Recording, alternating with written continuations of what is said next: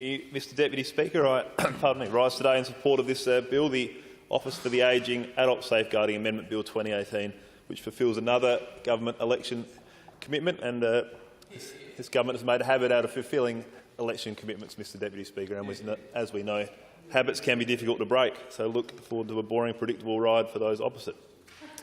The pre-election commitment was for a policy committed to developing legislation that would focus on early intervention, case coordination and information sharing, whilst empowering a government agency to conduct investigations into reports of abuse or neglect of vulnerable adults. This was a priority of ours, and although this legislation was born from an earlier report, the abhorrent Oakden saga that those opposite presided over necessitated these changes. That those opposite appeared incapable of keeping safe our most vulnerable, including the elderly and infirm, was of great concern to us and the reason for our commitment pre-election. The need for changes has been apparent since a report from 2011 titled Closing the Gaps, and these amendments are derived from that report.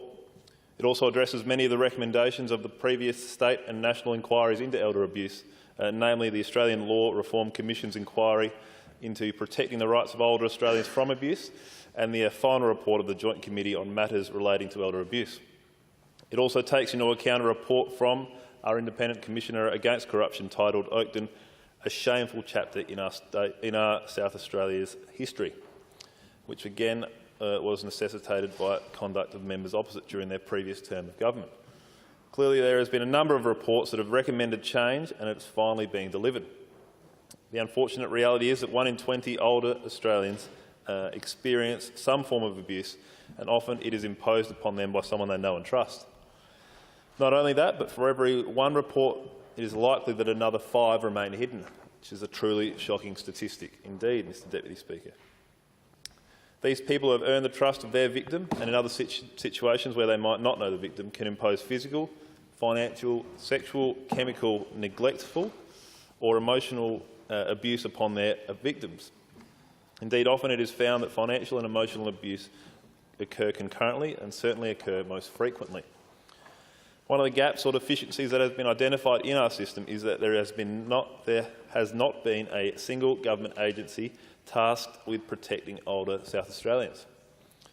The time has come for a statutory body for vulnerable adults who are experiencing elder abuse.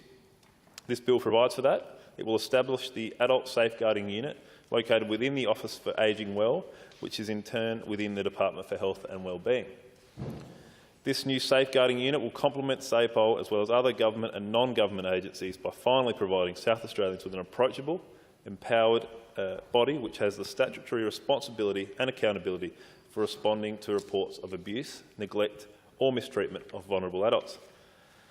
The unit will have a key focus on prevention, as it should, as we all know that prevention is the best remedy, and it will attempt to prevent those heinous crimes from ever eventuating by raising community awareness and increasing community education.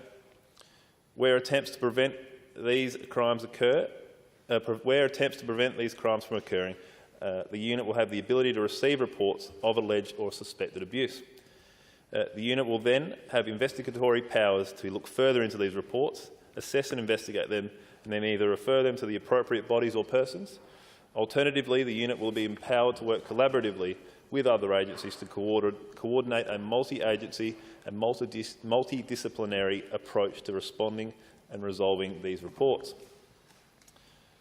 The well-being of the adult in question will be central to this bill and ensures that each action taken has the victim's best interests at mind. And, Mr Deputy Speaker, for the purposes of the Act, the vulnerable adult will be defined as an adult person who, by reason of age, ill health, disability, social isolation, dependence on others or other disadvantage, is vulnerable to abuse. The vulnerable adult will be at the centre of any safeguarding measures or interventions in accordance with this bill's rights-based approach. Persons who have retained decision-making capacity and are experiencing abuse or neglect retain the ability to decline support in cases where no immediate harm is posed to either their life or that of others. This is important. Adults who have the ability to make decisions for themselves will continue to be empowered to do so, or will continue to have the power to do so under this bill. The only exception, of course, rightfully, is where their life or the life of another is in immediate peril. In investigating a report, certain authorised officers will be empowered with a range of coercive powers that will enable them to gather information required to investigate these reports. Examples of this will be the power to require persons to answer questions and to produce documents.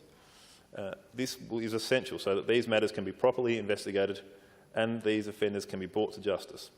This power would not be unfettered and is in line with the ALRC recommendation that agencies should only be able to exercise such powers where they have reasonable grounds to suspect that there is serious abuse of an at-risk adult, and only to the extent that it is necessary to safeguard and support the at-risk adult. These powers can only be used in cases of serious abuse and may only be exercised in the course of a Section 26 investigation. While investigators will have the requisite power to ensure they have the capability to do their job properly, there will be limits. Authorised officers who have the power to investigate will be required to get a legitimate warrant prior to using force to enter any premises, place, vehicle or vessel, unless the circumstances are urgent, in which case the Director can approve entry. This provides assurances to the public that this power will be used legitimately, while simultaneously ensuring that the power that has been granted is sufficient to achieve the desired results. That's the key part, ensuring that we have the power to prevent these occurrences and the power to investigate them properly when they unfortunately do occur. The bill also imposes a mandatory response to report abuse or suspected abuse of a vulnerable adult. Offenders will not be able to hide behind silence, comforted in the knowledge that if they keep their mouth shut, then in all likelihood they will be able to get away with their heinous crimes. These criminals or suspected criminals will be required by the law enshrined in this legislation to divulge information that is important to the crime. Again, ensuring investigators have the capability to properly investigate these crimes and to weed out those offenders. Importantly, actual reporting of these crimes will remain voluntary. Government should not be in the business of dictating to adults capable of making their own decision what they should and shouldn't report. That responsibility remains wholly with the subject, and for this I applaud the Minister. It shouldn't also prevent frivolous reports, with discerning adults able to decide whether any given incident is part of a malicious string of attacks worthy of report or incidental conduct in the course of ordinary everyday life. It is a perfect balance struck in this legislation. Those voluntary reports that are made will be, by the free will of the subject, will be assessed by the Director, and upon completion of that assessment, a decision will be made as to whether an investigation should be carried out. The choices for the Director at that point are whether the investigation should be carried out in-house, whether the matter should be referred to an alternate state agency authority or to another person or body, or declining to take the matter any further. But every single report will be assessed and a decision made about further action. So those that are who are in a position where they feel compelled to make a report can be assured that no matter what happens, their matter will be considered and given proper consideration. In the event that a person making a report is upset or dissatisfied with the decision of the Adult Safeguarding Unit, then the opportunity exists for a review of that decision. A decision made in relation to the safeguarding of a vulnerable adult may be reviewed by the Chief Executive in the first instance, with the option of an external review by the Ombudsman available as a second option in cases relating to serious abuse. This unit will be set up with a mission statement revolving around protecting our most vulnerable, and it is likely that each report will be given exceedingly careful consideration by the relevant decision maker. This is in line with the Marshall Government's commitment to transparency and accountability, and is a further step in the direction of decision-making in line with community expectations. By way of further support for this bill and the operation of the new Adult Safeguarding Unit that we are creating, a charter for the rights and freedoms of vulnerable adults will be developed. Again, in what is becoming a familiar refrain, the Marshall Government's commitment to open and transparent government will see this charter developed in consultation with vulnerable adults, their carers and families. They are the key stakeholders, the people at the epicentre of these issues, and therefore they are the ones being consulted on its creation. Not some bureaucrats or hand-picked committee, people on the front line dealing with these issues. Similarly, regulations and a comprehensive code of practice will also be developed, which will outline in a detailed and practical way how the Act will be implemented and, in particular, how prescribed agencies will work together to fulfil their obligations. The Marshall Liberal government is leading the way in implementing this legislation and establishing this unit. It is the first of its kind anywhere in Australia. In order to ensure that it is rolled out properly, this government intends to stage its implementation and operationalisation of the Act after it is proclaimed. To that end, the decision review processes will not come into operation until 12 months after the commencement of the Act. Secondly, the safeguarding provisions will only apply to vulnerable adults aged 65 years or older, or in the case of Aboriginal and Torres Strait Islander vulnerable adults of 50 years or older, for the first 3 years of operation. That staggered implementation will then be tested by a mandatory review of the Act's operation within its first 3 years. That independent review will reveal whether or not the unit is meeting community expectation and, even more importantly, whether it is meeting the needs of vulnerable adults in our community. That review will hold this government to account and ensure that we are able to continue to ensure that we are progressing in a manner consistent with the wishes of the people of South Australia. Importantly, none of this works without money, and in the 2018-19 state budget, $538,000 was put aside for this wonderful initiative. That funding will grow to $756,000 per annum by 2021, ensuring that this initiative will continue to be properly funded to achieve the goals set out for it.